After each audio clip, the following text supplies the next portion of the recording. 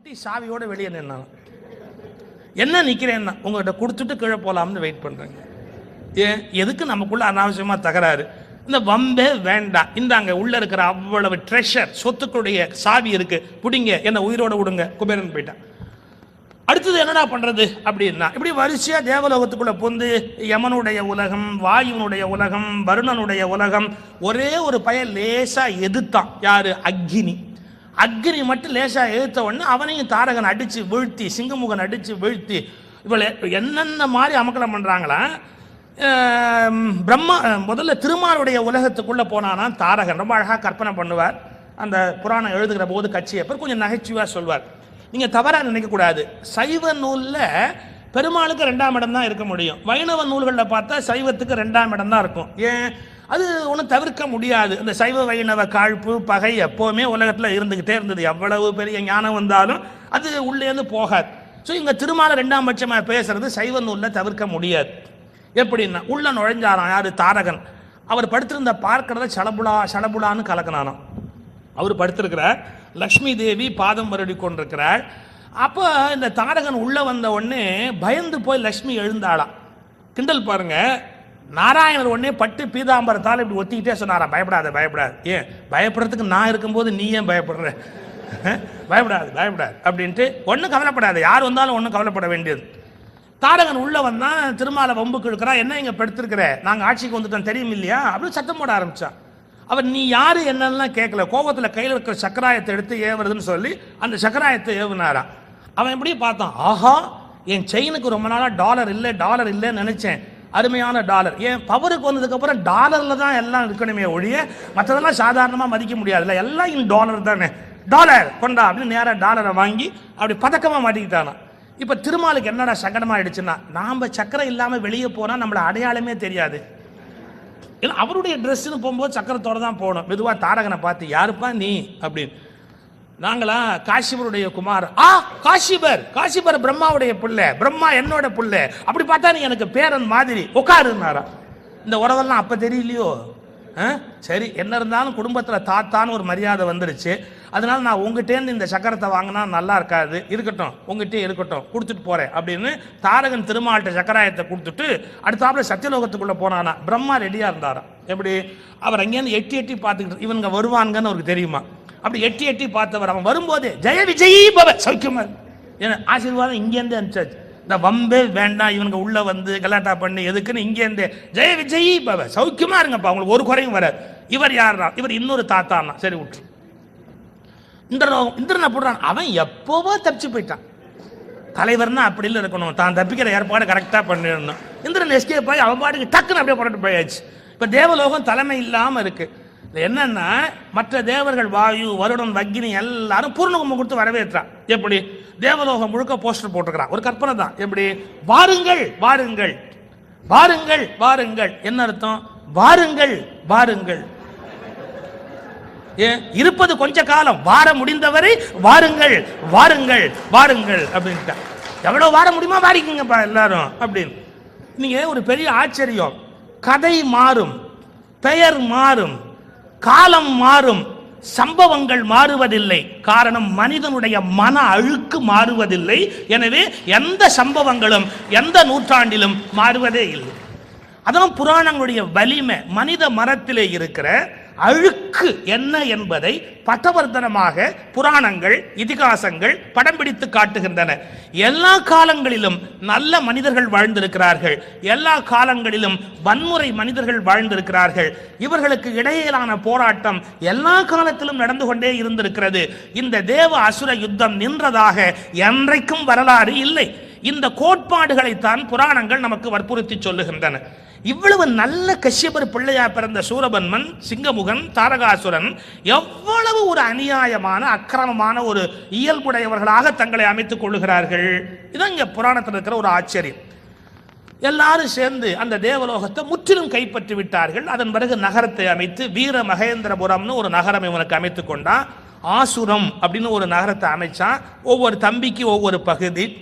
இந்த ஜியலாஜிக்கலாக எப்படி இந்த கதையினுடைய அமைப்பு வரும்னு கேட்டிங்கன்னா, இந்தியா, அதுக்கப்புறம் தென்னிலங்கை, இலங்கைக்கு அந்த அப்பல 7 தீவு இருந்தது அந்த 7 தீவுல ஒரு தீவு தான் வீரமகேந்திரபுரம் என்பது அந்த கணக்கு. அவைகள்லாம் ஒரு காலத்தில் இருந்து கடல் கோள்ல அழிந்து போன சுனாமி மாதிரி அப்ப என்னமோ ஒன்று வந்தப்போ அது அழிந்து போயிருக்க வேணுங்கிறது கணக்கு. அந்த இலங்கைக்கு அப்பால் இருக்கிற தீவு தான் வீரமகேந்திரபுரம் என்று ஒரு கணக்கு இருக்கு.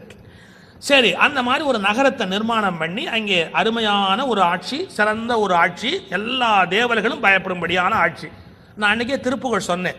நெறி தவறி அலறி மதி நடுவன் மக பதி முளரி நிருதி நிதி பதி கரிய வனமாலி அவனிவர்கள் அலைய அற சுரிமை பூரி நிருதனுற மர அயிலை விடுவோர் நெறி தவறி அலறி மதி. நெறி தவறி யாரும் அவங்கவுங்க வேலையை அவங்கவுங்க பார்க்க முடியாது.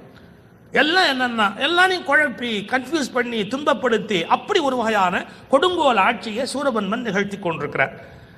வாரியார் சாமி ரொம்ப அழகா சொல்வார். இந்த இடத்தை எல்லாம் கூப்பிட்டானா எல்லாரும், யார் நீ? வாயு. என்ன வேலை உனக்கு? காத்தடிக்கிறது. மெதுவாக அடிக்கணும், வேகமாக இந்த ஊரில் அடிக்கப்படாது, ஜன்னல்கள்லாம் உடையப்படாது. போ அந்த நீ யார்? வருணன். தெருவெல்லாம் தண்ணி தெளிச்சுட்டு போகும்போது ஒவ்வொருத்தருக்கும் ஒவ்வொரு வேலை. அப்படி அசுர தேவர்களுக்கெல்லாம் வேலை கொடுத்துட்டு யமன் உள்ளே வந்தானா இந்த ஊருக்குள்ளேயே வராது. இந்த ஊரில் மரணமே வரக்கூடாது, யாருக்கும் நரை திரை மூப்பு வரவே கூடாது, இந்த பக்கம் எட்டியே பார்க்காது. அப்புறம் ஒவ்வொருக்கும் ஒரு இயல்பு இருக்கு இல்லையா? சூரியன் இப்படி வான் வழியாக கூப்பிடுறாங்க, இன்னும் அவன் மேல் வழியாக போயிட்டு இருக்கிறான், தெரு வழியாக போச்சு. இன்னும் தெரு வழி அதெல்லாம் சொன்னது தான். மேல் வழியெல்லாம் போகக்கூடாது, கீழே இறங்கி போ, செருப்படம் போகிற இடந்து போ அப்படின்னா. அப்படி எல்லாரையும் தன்னுடைய அந்த அகங்காரத்தின் மூலமாக சூரபன்மன் கொடுமைப்படுத்தி கொண்டிருக்கிறார். இன்னும் இந்த அசுர இன வரலாறு பெருசாக போகும். எல்லாம் சொன்னால் மணிக்கணக்காக சொல்லணும். எதுக்கு அசுர இனத்தை பற்றி சொல்லிக்கிட்டு? நமக்கு தெரியாத அசுரர்களா? அப்புறமா அதையும் நம்ம சொல்லிக்கிட்டு வில்வலன் வாதாபி அதெல்லாம் தோன்றி முனிவர்கள் எல்லாம் தொந்தரவு பண்ணி வில்வலன் வாதாபி தோன்றிய கதை. அதில் ஒரு கதை ரொம்ப அழகு. இந்த காவிரி பிறந்ததை பற்றி கந்தபுராணத்தில் தான் வரும். இந்த காவிரி பிறந்ததை ஆக்சுவலாக நம்ம எங்கே பயன்படுத்தணுமோ அங்கே பயன்படுத்தலைங்க. நீங்கள் ஸ்காந்தம் படித்து பார்த்தா தெரியும். இந்த காவிரி எப்படி தோணுச்சுன்னா, அகத்தியர் கமண்டலத்தில் காவிரியை கொண்டு வந்தார். அதை விநாயக பெருமான் காகமாக போய் விரித்தான்னு கதை. இந்திரன் சூரபன்மனுக்கு பயந்து கொண்டு சீர்காழியில் ஒரு மூங்கில் வடிவத்தில் தவம் பண்ணுறான், சிவ பூஜை பண்ணுறான், தவம் பண்ணிக்கிட்டு இருக்கான். சிவனை நினச்சி நாம பாவம் பண்ணிட்டோம், கஷ்டப்படுறோம் அப்படின்னு ஒளிஞ்சு சீர்காழியில் ஒரு மூங்கில் வடிவத்தில் இருக்கிறான். இவனை கண்டுபிடிக்க முடியல யாரால? சூரபன்மனால. அவன் உடனே என்ன சொன்னான், இந்த ஏரியாவில் தான் எங்கேயோ இருக்கிறான்னு ட்ரேஸ் பண்ணிட்டான். காட்டுக்குள்ளே ஒளிஞ்சிருந்தா கண்டுபிடிக்கிறது கொஞ்சம் கஷ்டம் தானே, எவ்வளோ சூரப்பனாக இருந்தான்னு காட்டுக்குள்ளே ஒளிஞ்சிருந்தா கண்டுபிடிக்கிறது கஷ்டம் தானே. அப்போ பார்க்கணும் உடனே எப்படா இவனை கண்டுபிடிக்கிறது அப்படின்னு உடனே ஒரு பிளான் பண்ணான். என்ன பண்ணா, மழை பெஞ்சாதானே மூங்கில் வளரும், அந்த பகுதியில் மழை பெஞ்சாதானே மூங்கில் வளரும். இப்போ இந்திரன் மூங்கில் வடிவத்தில் தானே உட்கார்ந்துருக்கான், அந்த ஏரியாவிலேயே மழை பெய்யப்படாது. சூரபனுடைய உத்தரவு, மழை பெய்யப்படாது. மழை பெய்யலைன்னா தாவரம் எப்படி வளரும், அந்த மூங்கில் எப்படி உயிரோடு இருக்கும், எல்லாம் அப்படி வாடி இருக்கிறாங்க.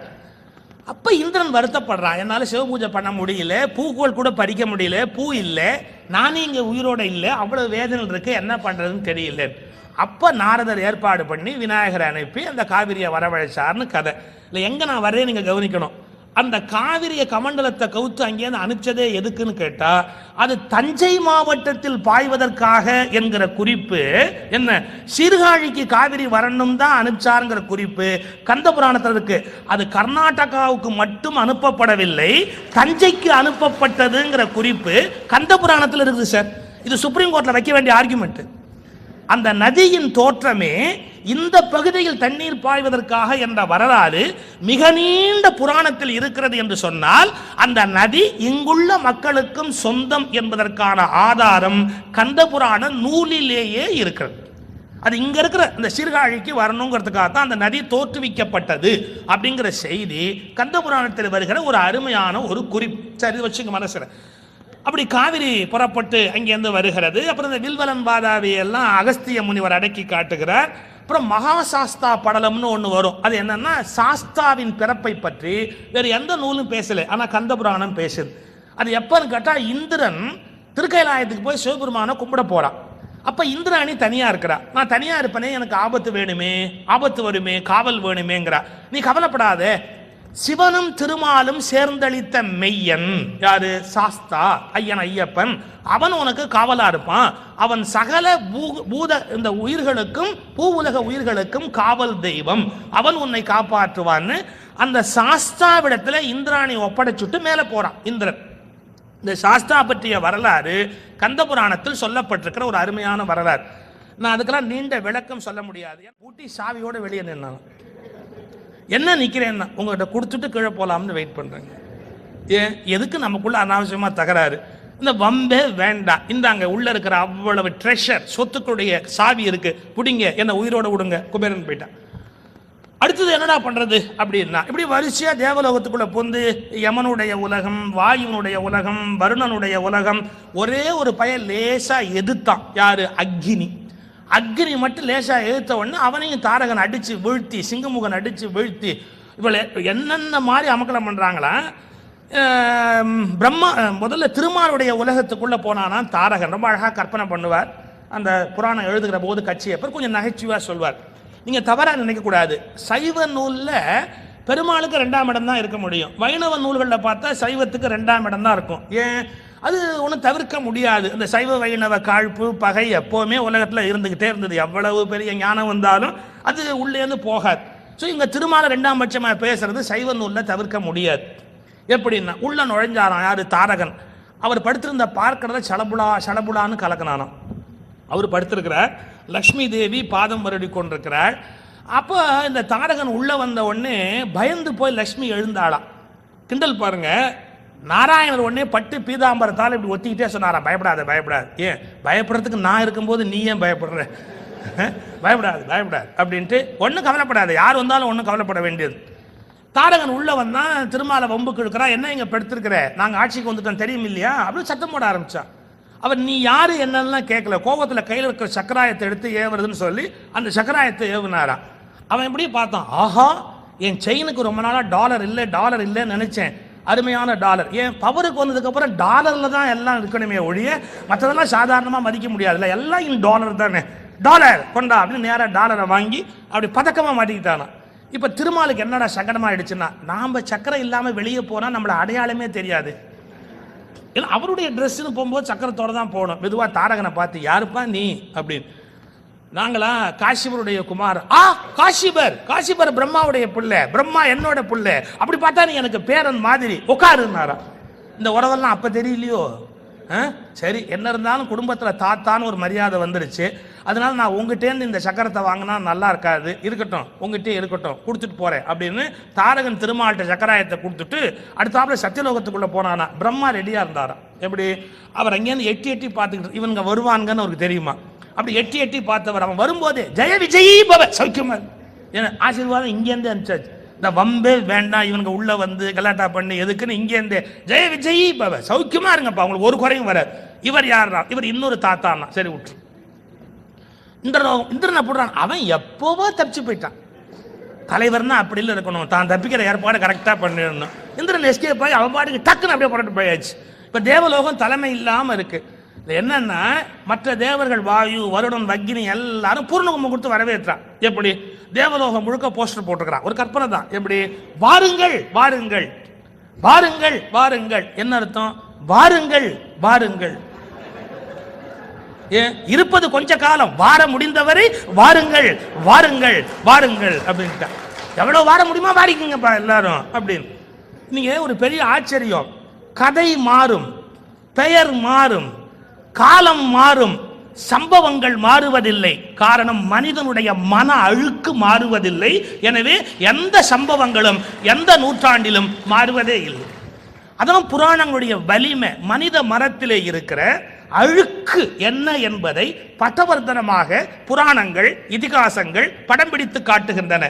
எல்லா காலங்களிலும் நல்ல மனிதர்கள் வாழ்ந்திருக்கிறார்கள், எல்லா காலங்களிலும் வன்முறை மனிதர்கள் வாழ்ந்திருக்கிறார்கள். இவர்களுக்கு இடையிலான போராட்டம் எல்லா காலத்திலும் நடந்து கொண்டே இருந்திருக்கிறது. இந்த தேவ அசுர யுத்தம் நின்றதாக என்றைக்கும் வரலாறு இல்லை. இந்த கோட்பாடுகளைத்தான் புராணங்கள் நமக்கு வற்புறுத்தி சொல்லுகின்றன. இவ்வளவு நல்ல கஷ்யபர் பிள்ளையா பிறந்த சூரபன்மன், சிங்கமுகன், தாரகாசுரன் எவ்வளவு ஒரு அநியாயமான அக்கிரமமான ஒரு இயல்புடையவர்களாக தங்களை அமைத்துக் கொள்ளுகிறார்கள். இதான் இங்க புராணத்தில் இருக்கிற ஒரு ஆச்சரியம். எல்லாரும் சேர்ந்து அந்த தேவலோகத்தை முற்றிலும் கைப்பற்றி விட்டார்கள். அதன் பிறகு நகரத்தை அமைத்து வீர மகேந்திரபுரம்னு ஒரு நகரம் இவனுக்கு அமைத்துக் கொண்டான். ஆசுரம் அப்படின்னு ஒரு நகரத்தை அமைச்சான். ஒவ்வொரு தம்பிக்கு ஒவ்வொரு பகுதி. இந்த ஜியலாஜிக்கலாக எப்படி இந்த கதையினுடைய அமைப்பு வரும்னு கேட்டிங்கன்னா, இந்தியா அதுக்கப்புறம் தென்னிலங்கை, இலங்கை. இலங்கைக்கு அந்த அப்பல 7 தீவு இருந்தது. அந்த 7 தீவுல ஒரு தீவு தான் வீரமகேந்திரபுரம் என்பது அந்த கணக்கு. அவைகள்லாம் ஒரு காலத்தில் இருந்து கடலுக்கோள்ல அழிந்து போன சுனாமி மாதிரி அப்ப என்னமோ ஒன்று வந்தப்போ அது அழிந்து போயிருக்க வேணுங்கிறது கணக்கு. அந்த இலங்கைக்கு அப்பால் இருக்கிற தீவு தான் வீரமகேந்திரபுரம் என்று ஒரு கணக்கு இருக்கு. சரி, அந்த மாதிரி ஒரு நகரத்தை நிர்மாணம் பண்ணி அங்கே அருமையான ஒரு ஆட்சி, சிறந்த ஒரு ஆட்சி, எல்லா தேவர்களும் பயப்படும்படியான ஆட்சி. நான் அன்னைக்கே திருப்புகழ் சொன்னேன். நெறி தவறி அலறி மதி நடுவன் மக பதி முளரி நிருதி நிதி பதி கரிய வனமாலி அவனிவர்கள் அலைய அற சுரிமை பூரி நிருதன் உற மர அயிலை விடுவோர் நெறி தவறி அலறி மதி. நெறி தவறி யாரும் அவங்கவுங்க வேலையை அவங்கவுங்க பார்க்க முடியாது. எல்லாம் என்னன்னா எல்லாரையும் குழப்பி கன்ஃபியூஸ் பண்ணி துன்பப்படுத்தி அப்படி ஒரு வகையான கொடுங்கோல் ஆட்சியை சூரபன்மன் நிகழ்த்தி கொண்டிருக்கிறார். வாரியார் சாமி ரொம்ப அழகா சொல்வார். இந்த இடத்தை எல்லாம் கூப்பிட்டானா எல்லாரும், யார் நீ? வாயு. என்ன வேலை உனக்கு? காத்தடிக்கிறது.